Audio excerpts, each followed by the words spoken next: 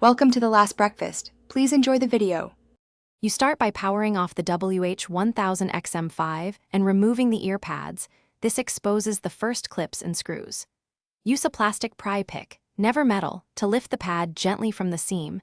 This prevents tearing and cosmetic damage.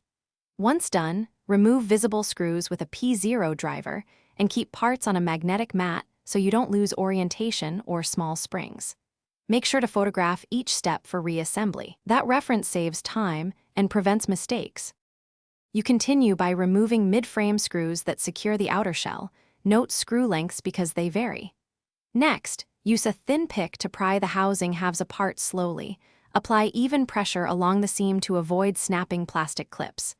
As the shell opens, pause and locate ribbon cables that connect ear cup boards. These are fragile.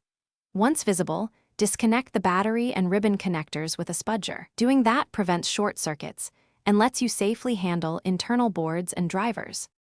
You finish by carefully removing driver assemblies or the PCB, labeling each connector so reassembly is straightforward. If replacing parts, situate replacements exactly and secure screws in their original holes. Reverse the disassembly sequence to close the shell. Make sure ribbon cables seat fully and the battery connector snaps in. If the headset still won't power, check the battery plug orientation, inspect for broken flex traces, and verify no fuse or solder joint failed. Those fixes. Thanks for watching. If this was helpful, leave a like and consider subscribing. See you next time.